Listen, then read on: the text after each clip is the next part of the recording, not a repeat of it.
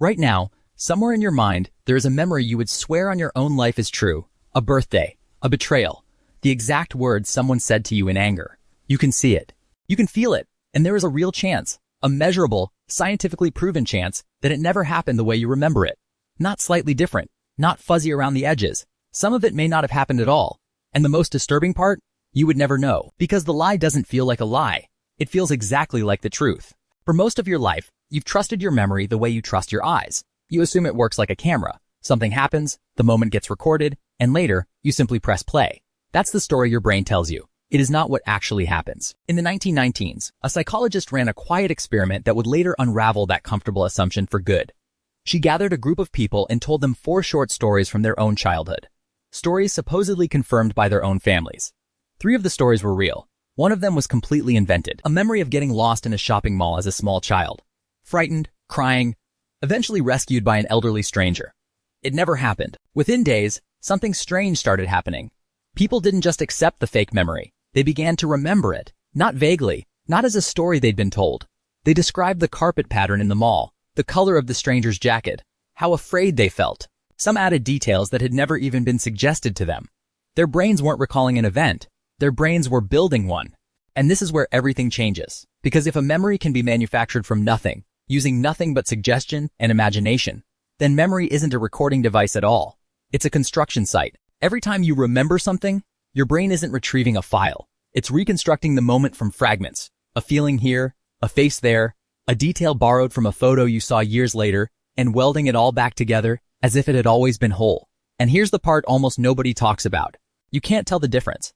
From the inside, a manufactured memory feels exactly as vivid, exactly as certain, exactly as true as a real one.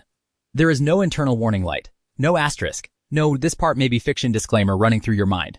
Confidence and accuracy were never actually connected. You just assumed they were. But it gets darker. This isn't a rare glitch that only happens in a lab. It happens constantly, in ordinary life, to ordinary people, and it happens more in the moments that matter most.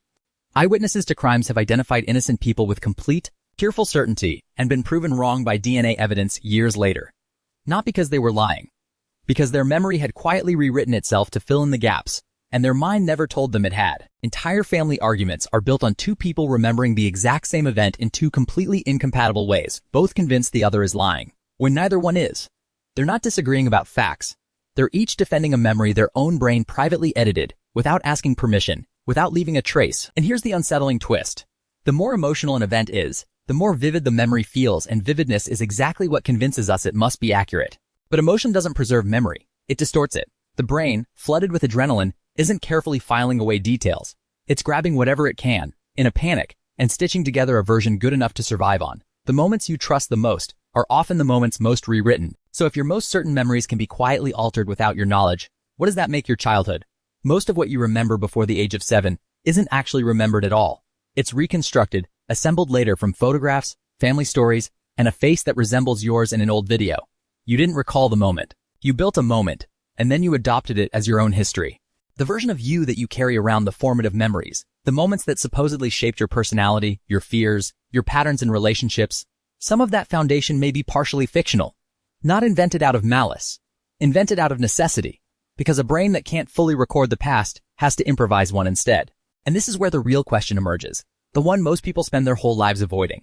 If your memories are not a reliable record of who you were, then how reliable is your sense of who you are? This isn't really a story about memory. It's a story about identity and how fragile the architecture of self actually is.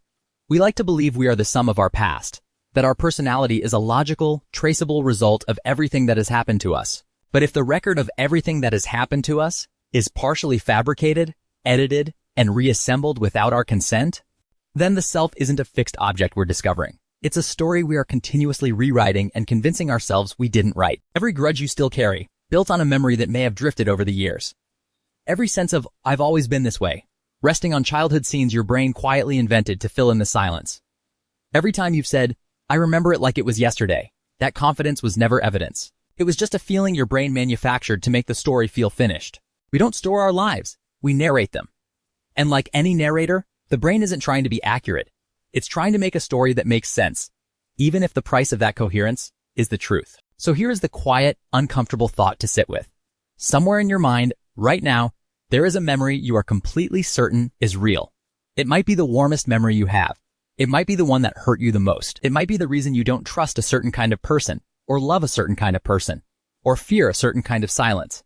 You would bet your life it happened exactly the way you remember, and you would have no way of knowing if it didn't. Maybe the past was never something you simply remembered. Maybe it was always something you were quietly, endlessly, rewriting one confident, convincing, beautifully unreliable memory at a time.